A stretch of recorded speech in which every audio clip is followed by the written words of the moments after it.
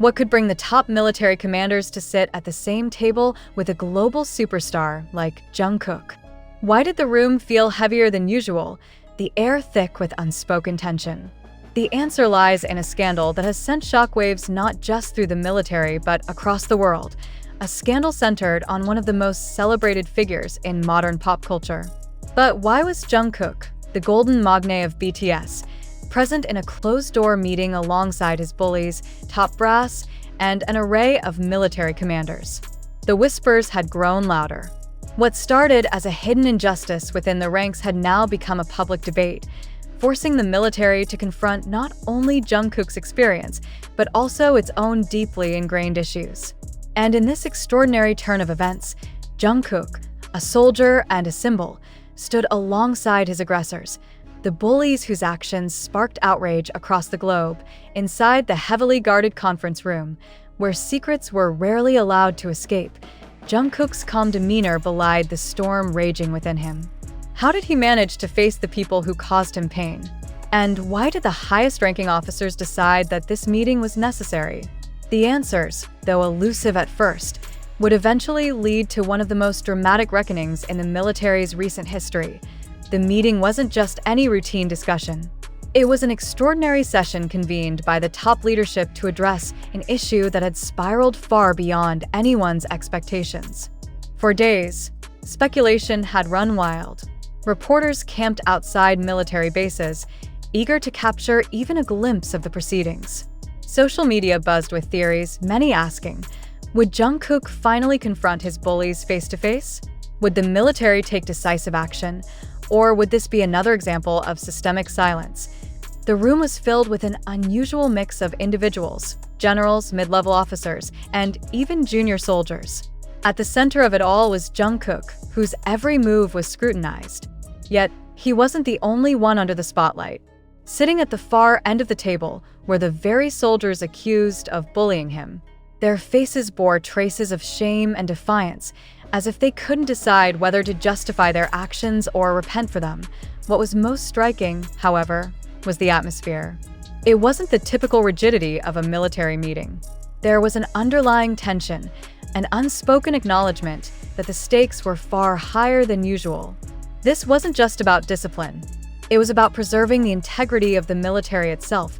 IT was the chief commander who broke the silence, his voice echoing across the room. He didn't mince words.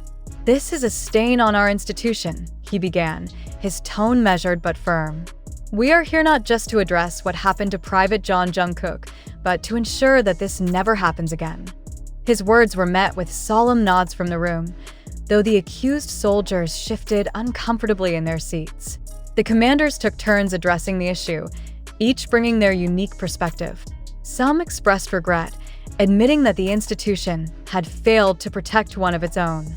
Others were less forgiving, calling for immediate and severe consequences for the perpetrators. Then came a surprising moment, one that no one saw coming. One of the senior commanders revealed previously undisclosed details about the bullying incidents, details that painted an even grimmer picture of what Jungkook had endured. The room fell silent as the magnitude of the revelation sank in. How could such behavior have gone unnoticed? And why did it take a global superstar suffering to bring these issues to light? When Jungkook finally spoke, the room seemed to hold its breath. His voice was steady, but carried the weight of someone who had been deeply wronged. "I didn't want to be treated differently because of who I am," he began. "But I also didn't expect to be treated as less than human." His words were both a rebuke and a plea, a call for accountability not just for himself, but for every soldier who had ever felt powerless. He spoke about the nights he spent questioning his decision to serve, the moments when he felt isolated despite being surrounded by people. Yet, he also expressed hope that his experience could be the catalyst for change. "I stand here not as Jungkook of BTS," he continued, his gaze sweeping across the room, "but as a soldier, like everyone else in this room. And as a soldier, I believe we owe it to each other to create an environment where respect is not just expected, but guaranteed." The most anticipated moment of the meeting came when the accused soldiers were asked to speak. Their initial reluctance gave way to halting admissions of guilt. One of them, a senior-ranking officer, broke down as he apologized directly to Jungkook. "I let my frustrations get the better of me," he confessed. "I was wrong, and I'm ready to face the consequences." But not everyone was so forthcoming. Another accused soldier attempted to downplay his actions, claiming they were misunderstood. This prompted an immediate and sharp response from one of the commanders, who reminded him of the gravity of his actions. "This isn't a misunderstanding," the commander said. "This is a failure of character." Jungkook, for his part, remained composed throughout, though there were moments when his emotions threatened to overwhelm him. It was clear that while he sought justice, he also struggled with the personal toll of reliving his trauma in such a public way. As the meeting drew to a close, it was evident that this was only the beginning. The commanders promised swift action, including disciplinary measures for the bullies and systemic changes to prevent future incidents.